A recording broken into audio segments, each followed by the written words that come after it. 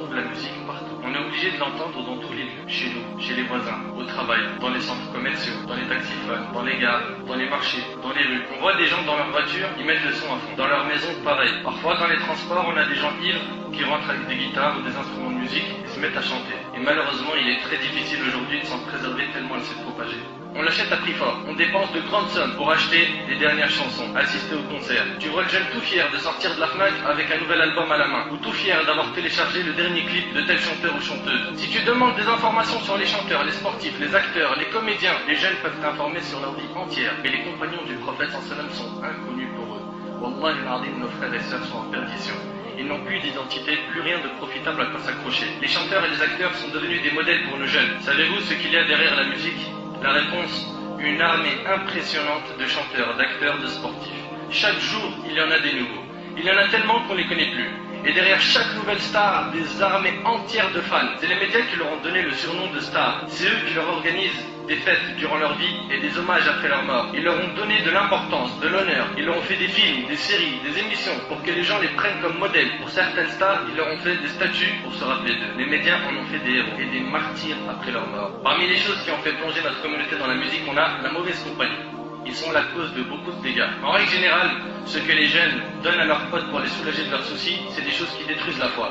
Cigarettes, joints, de l'alcool, de la drogue.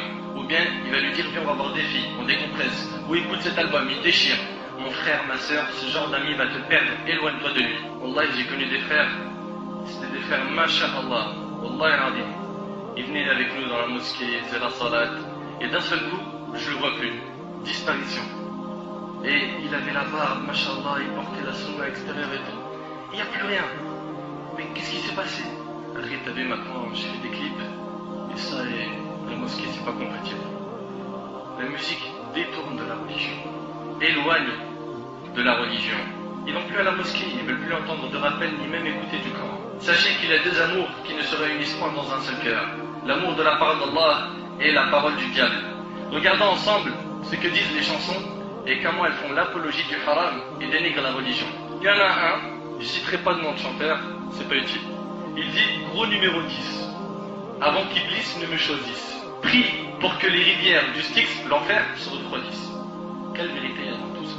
L'autre il dit, arrête de nous casser les, je dirais rien, avec ta religion. Fais-moi voir tes photos souvenirs du paradis. Regarde ce qu'ils écoutent les gens.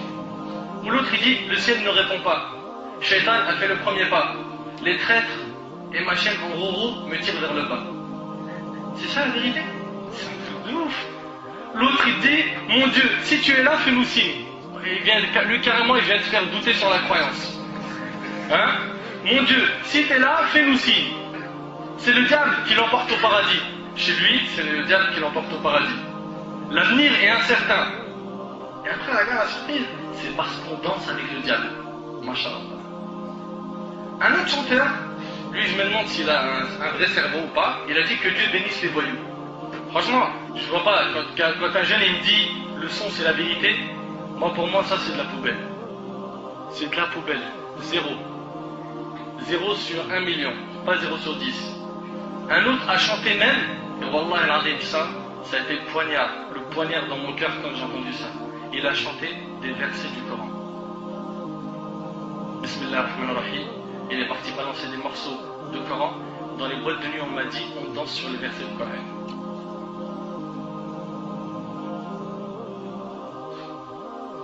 Danser sur le Coran.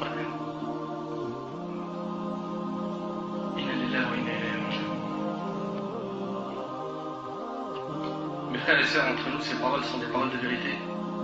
Avez-vous oublié qu'Allah subhanahu wa ta'ala a dit dans Surat al-Zumar, Surat 39, verset 23, Allah nazzala ahsan al-hadith kitaban mutashabihan mathaniya taqsha'ru minhu juludu alladhina yakhshawna rabbahum thumma talinu juluduhum wa qulubuhum ila dhikrillah. Allah n'a-t-il pas dit, Allah a fait descendre le plus beau des récits. Ça me fait de la peine, Wallah, d'entendre que des jeunes peuvent dire, lui dit la vérité, alors qu'Allah il dit, Allah a fait descendre le plus beau des récits. Un livre dont certains versets se ressemblent et se répètent. Les peaux de ceux qui redoutent leur Seigneur frissonnent à l'entendre, puis leur peau et leur cœur s'apaisent au rappel d'Allah.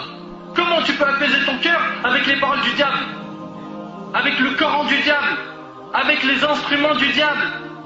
Comment tu peux dire mon cœur s'apaise avec la musique, alors que normalement c'est avec le Coran? Oui, mais je comprends pas le Coran. C'est normal, t'es encore dans la musique. Chasse la musique de ta vie. Chasse la musique de ton cœur. Retourne vers le Coran.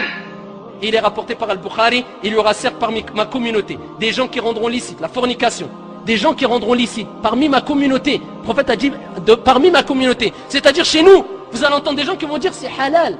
Le prophète, il y a 14 siècles, il a dit il y aura des gens parmi ma communauté qui rendront licite. Au nom de quoi? Allahu A'lam. Qui rendront licite. Qu'est-ce qu'ils rendront licite? La fornication, la soie, le vin et les instruments de musique. Tous les instruments de musique. Après on s'étonne. Pourquoi on est humilié? Et quand tu parles de musique, ah c'est rien ça. C'est grave, ya akhi al-karim. Il y a des choses qui nous paraissent vaines ou sans importance, alors qu'auprès d'Allah ils sont graves. Je vous rappelle qu'Allah subhanahu wa ta'ala nous dit justement que c'est avec la parole d'Allah, avec le dhikr, ala bi dhikrillahi tatma'innul qulub. Donc si jamais vraiment, cher frère ou chère sœur, tu veux que ton cœur s'apaise, dès que tu sens qu'il y a une angoisse ou qu'il y a quelque chose qui va un peu t'embêter, reviens vers le Coran et écoute et tu verras, Wallah, et ton cœur s'apaisera, et non avec la musique qui va, subhanallah, te mettre sur un étage, dans un petit ciel là pendant quelques minutes, et puis une fois que le CD est terminé, c'est fini. Il n'y a plus rien, tu sens Allah comme un vide, et si tu avais, entre guillemets, rêvassé un petit peu bizarrement, ou tu as pensé à certaines choses néfastes ou autres, tu restes dans cet état avec plus rien entre les mains, et tu en seras donc questionné le jour du jugement dernier.